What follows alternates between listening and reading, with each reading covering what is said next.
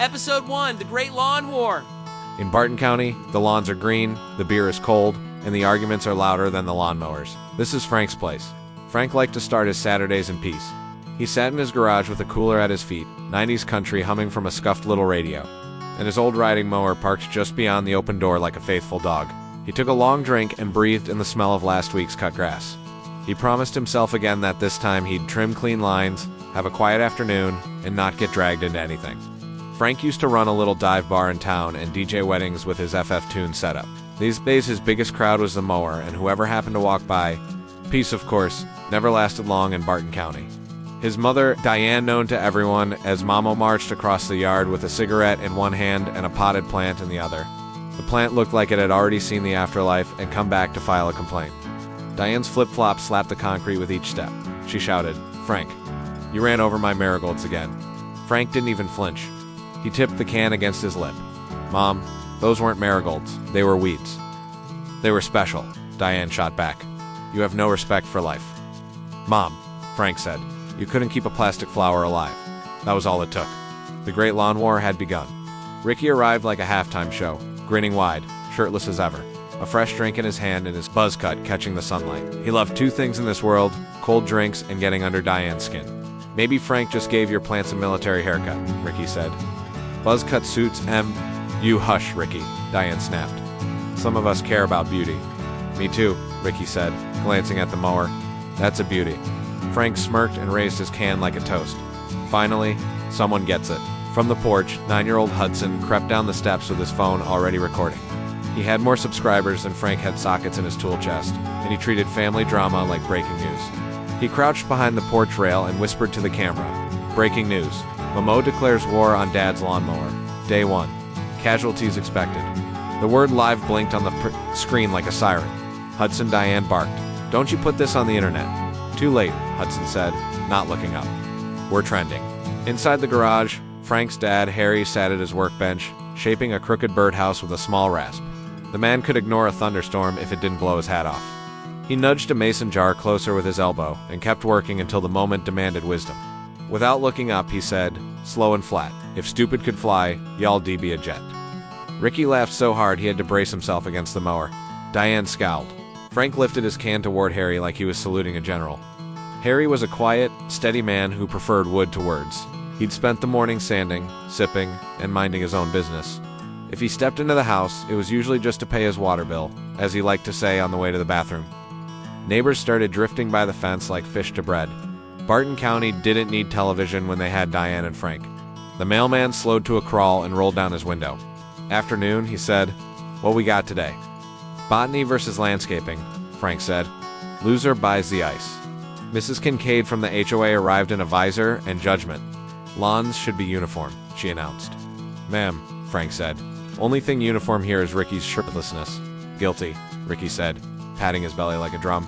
Diane thrust the plant toward Frank like a prosecutor with Exhibit A. "You can't just run over living things." "Then stop planting them in the mower lane," Frank said. "I mow every Saturday. Anything growing there has a death wish." "My marigolds did not have a death wish," Diane said. "They had promise. They have a funeral," Frank said. "Want me to say a few words?" Hudson whispered to his phone. Tensions escalate as Dad admits to plant slaughter. Diane wheeled on him. "Turn that off." Hudson turned the camera to his own face. "As a journalist, I must remain impartial. But I will accept tips." Ricky clapped like he was in church. "That's my nephew." "Ricky, you are no one's good influence," Diane said. "Thank you," Ricky said. "I try." Harry set down the rasp and took a sip from his jar. If a frog had wings, he said to the birdhouse, it wouldn't bump its ass. Then he went back to sanding. Diane planted herself between Frank and the mower. "If you start that thing, I'm calling City Hall." "All right, Mamaw," Frank said half-grin. "Brenda at City Hall blocks unknown numbers and yours." "She listens to me," Diane said. "She listens?" Harry said, not looking up, "but she don't hear." Ricky leaned on the fence. "Mamaw, I got a proposal. We paint a little white line around the no-mow zone. Frank agrees to respect the line, and you agree to stop expanding it like a bad rash." Diane's eyes narrowed. "This is my yard, too." "Correction," Frank said. "This is the yard of the man who mows it and waters my plants," Diane fired back. Frank pointed at the pot. "I think you've been watering them with cigarette ash." Ricky whistled. "He's got you there." Diane took an offended drag. My plants thrive under my care. Hudson zoomed in on the drooping stems. This one's faking it for the camera. Hudson, Frank said, son, get my good side. You don't have a good side, Diane said. You have a stubborn side and a lazy side. Frank sipped. Both are working fine. Ricky leaned toward the camera. Folks, place your bets. Will Frank mow? Will Diane cry? Will the HOA president faint? Mrs. Kincaid huffed and moved along the sidewalk like a disappointed parade float. Harry set down the birdhouse and stood up slow like an old tree. He stretched the kink out of his back and ambled to the edge of the garage, I believe. He said, we have reached the talkins over portion of events. Diane took a step closer to the mower, chin lifted. You turn that key, Frank, and I swear. Frank climbed onto the seat.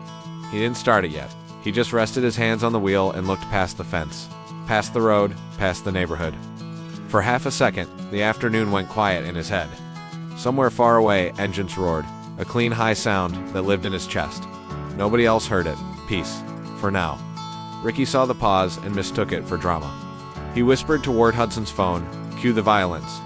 Frank blinked it away, adjusted his cap, and turned the key. The mower coughed, then growled to life. Diane jumped like someone had yelled, boo. In church. Frank, she shouted over the engine, don't you dare. Frank smiled. Mom, consider this yard liberated. He eased forward and cut a clean stripe through the grass. Hudson tracked him like a sports cameraman. Neighbors cheered. Ricky whooped and slapped the hood as Frank passed. Diane stomped toward the house with the potted plant tucked under her arm like a football. Ricky jogged along the fence, laughing. This is better than racing. Frank gave him a sideways grin and, just for a beat, looked past the mower again. Racing, the one dream he never even got close to. He'd never had the car, the money, the chance. The closest he'd ever been was right here riding straight lines and pretending the turns were coming. He shook it off and cut a second stripe. Harry wandered back to the bench and picked up his rasp. Round goes to Frank, he said, then added to no one in particular, and peace goes to whoever finishes that jar. Hudson hustled alongside the mower, narrating in a shocking turn of events. Dad has launched a counteroffensive. Mamaw retreats to the house. Ricky celebrates by refusing to own a shirt. Grandpa is either crafting a birdhouse or inventing a 2-story wooden mystery. Birdhouse, Harry said. Copy that, Hudson said. Diane reappeared at the door with another particularly doomed and yelled, I'm calling City Hall, Frank. And after that, I'm calling Channel 7.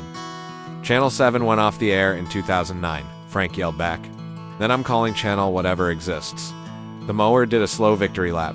Neighbors dispersed, satisfied they'd seen a show. The mailman finally delivered the bills with the air of a man who'd watched a free movie. Frank parked the mower by the garage and killed the engine. The sudden quiet rang in his ears. He swung off the seat, and Hudson stuck the phone under his chin. Dad, Hudson said, how do you respond to allegations of plant slaughter? Frank wiped his hands on his jeans. No comment without my lawyer. Who's your lawyer, Ricky? I rest my case, Ricky said, raising his drink. Harry handed Frank a piece of sanded wood shaped like a crooked triangle. Roof, he said. Later, Diane swept the porch with her broom, pretending not to notice the neat lawn. Frank, if you so much as touch my petunias, I'll revoke your garage privileges. Mom, I was born with garage privileges. Hudson posted his video, The Great Lawn War, Dad Wins. And for once, everybody agreed on the headline. One lawn, one mower, one family. This was life at Frank's place.